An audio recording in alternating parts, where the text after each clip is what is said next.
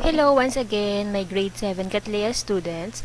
So we are now on HR, module number 6 for quarter number 2. I think this is the last module for the second quarter. So the next module to be distributed will be under the third quarter. Okay, so this module number 6 is all about homeroom guidance entitled I Am Strong.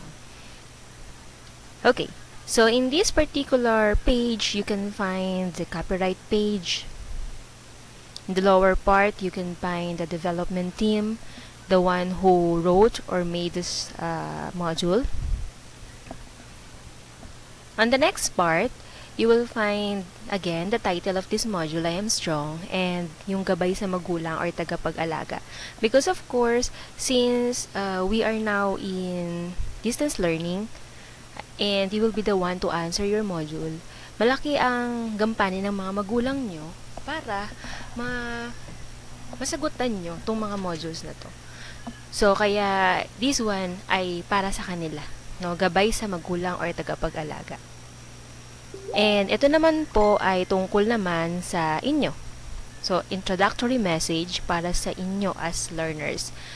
So, sabi rito, as part of examining your life, while trying to adjust to the new normal, it is important, mahalaga, to know your strengths and weaknesses. So, mahalaga na malaman mo kung saan ka mahusay, saan ka nag-excel, at mahalaga rin na malaman mo kung ano yung mga kahinaan mo. Kasi 'di ba, ang lahat naman ng tao, as in lahat, ay may mga lakas at kahinaan. So, sino ang nakakaalam nun? Of course, kayo. So, walang ibang makakaalam nun kundi yung tao mismo. Yung may katawan mismo. Okay, so in this module, we have here the learning objectives. First, this module will help you to identify your personal strengths and weaknesses. So, para malaman mo kung ano yung mga lakas mo at kahinaan, kung saan ka magaling at kung saan hindi ka magaling. Number 2, exhibit ways in developing strengths and overcoming weaknesses. So, meron daw mga paraan kung paano mo mas madedevelop kung yung mga talentong meron ka. At para naman, medyo malampasan mo yung mga kahinaan na meron ka rin. And number 3, recognize the importance of developing strengths and overcoming weaknesses in achieving academic success. So, malaki ang importance, malaki ang kahalagahan ng pag-alam mo sa iyong kahinaan at kalakasan for you to be able to have academic success para maging successful ka sa iyong pag-aaral. Yan. So, ito po yung introduction. Sabi rito, every person is unique. Totoo naman po yun. Kasi kahit nasabihin mo na kambal, may pagkakaiba sila.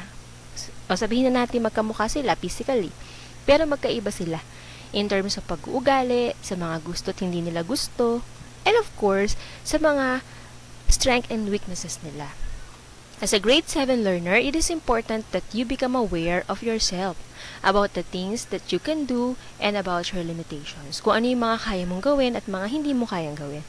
Knowing your strengths and weaknesses will help you in learning new things, seeing opportunities, overcoming difficulties, forming good relationships, and attaining success in life. So, ang dami pala.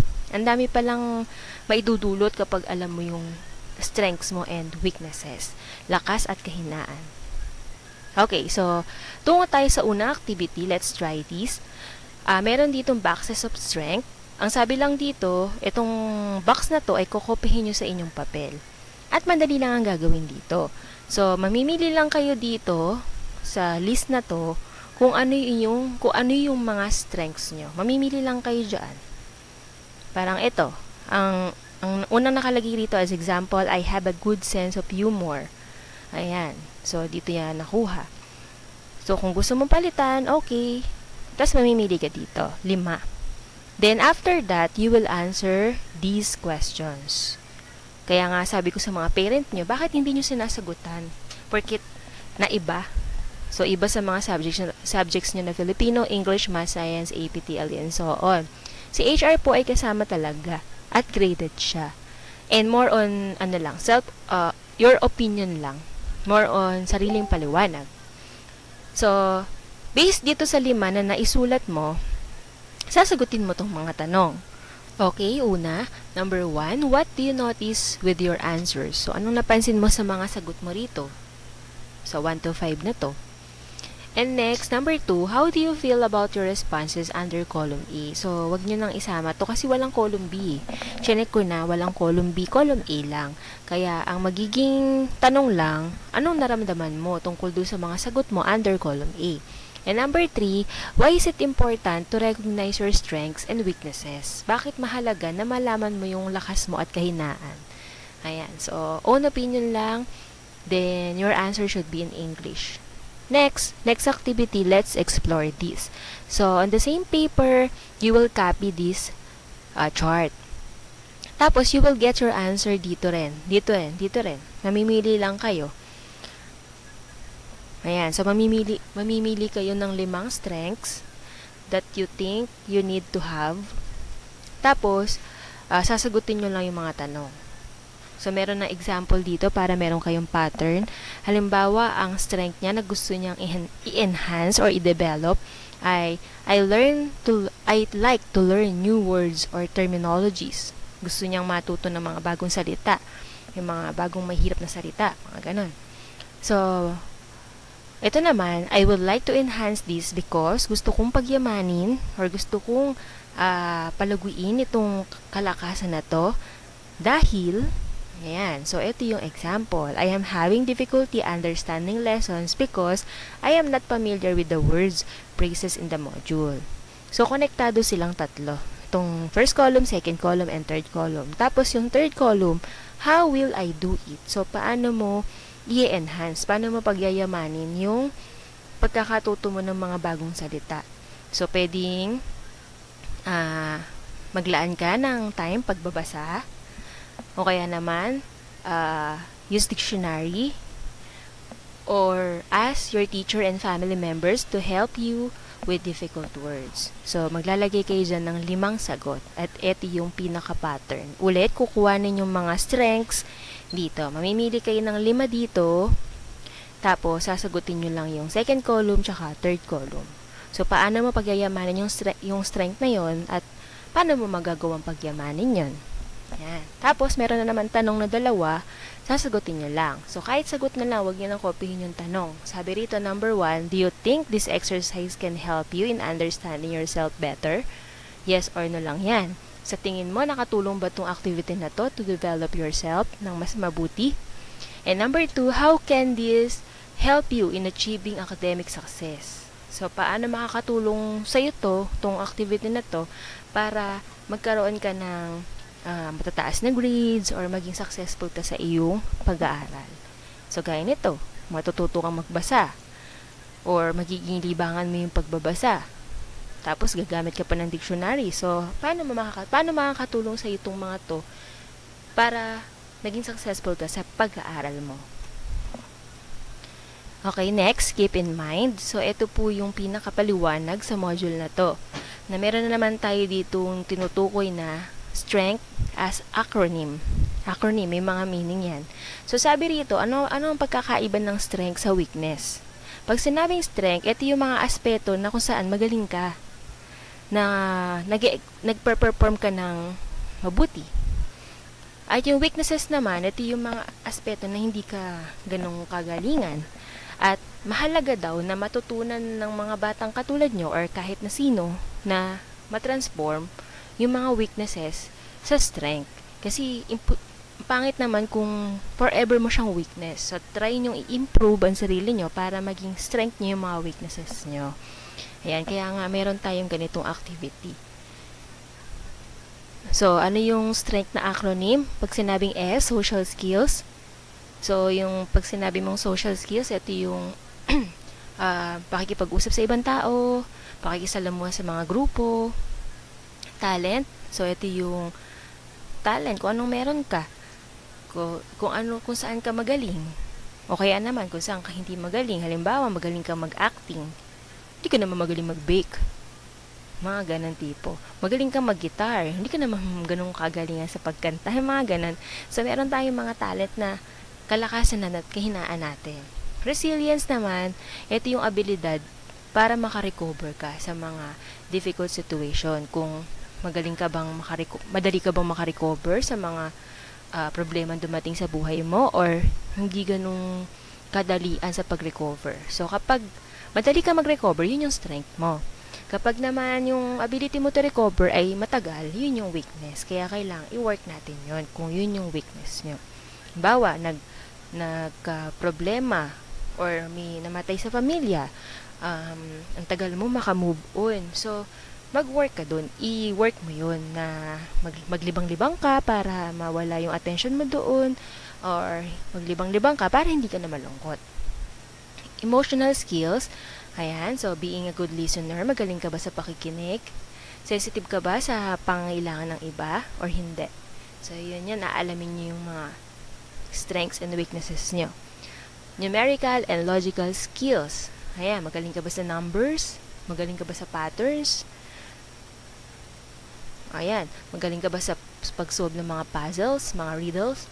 Kung hindi, yun yung weakness mo. Next, growth mindset. Ayan, so ang example nito, perseverance in times of difficulty, strong desire to learn, and develop abilities. So, meron kang mindset. Alam mo yung focus mo, kung saan ka nakafocus. So, halimbawa, nahihirapan ka sa oras na to, pero ang focus mo, may solusyon sa problema. So, yun yung pinaka-strength mo. Halimbawa, nahihirapan ka sa sitwasyon na to, ang mindset mo negative na, nega. So, yun yung pinaka-weakness na kailangan ibahin mo para maging okay ka. Next, truthfulness in words and actions. So, this will lead you to better understand your own strengths and weaknesses, accuracy in description of self and others, and meeting commitment and promises made. Ayan, so yung totoo ka sa mga sinasabi mo. Pag sinabi mo, nag-promise ka, gagawin mo. So, strength mo ba yun or weakness? And health. So, it's either physical or mental health. So, mahalaga to for you to develop your strength and to overcome your weaknesses. Ayan. Next, you can do it. Entitled, My Way to Overcome. Sabi rito, on a clean sheet of paper, so same paper na lang, draw yourself or paste your picture while doing a task related to overcoming your weaknesses. Example, picture of yourself trying to learn how to cook, trying to ride a bike, reading a book that you find difficult to understand. Write a short description below the drawing. So, ito yung tungkol naman sa mga kahinaan mo. Ayan, mga kahinaan. Sa mga unang activity tungkol sa mga strength, ito naman yung kahinaan. So, paano mo ma-overcome yung mga kahinaan mo na yun? So, halimbawa, hindi ka ganun kagaling na mag-drawing. So, mag-paste ka dito ng picture kung paano mo madedevelop yung pagdodrawing. Siguro, mag-sketching muna. Habang nag-sketch ka, mag-picture ka. Then, ipipaste sa part na to. Or, i-drawing mo yung sarili mo kung kaya naman. Next, what I have learned. So, sabi rito, ang title ay My Steps to Academic Success. Create a plan on how you are going to achieve academic success during this difficult time. So, eto, meron na kayong format. Kukopihin nyo lang sa inyong papel. Sabi rito, what makes achieving academic success difficult for you? So, bakit daw mahirap para sa iyo na maging successful sa pag-aaral?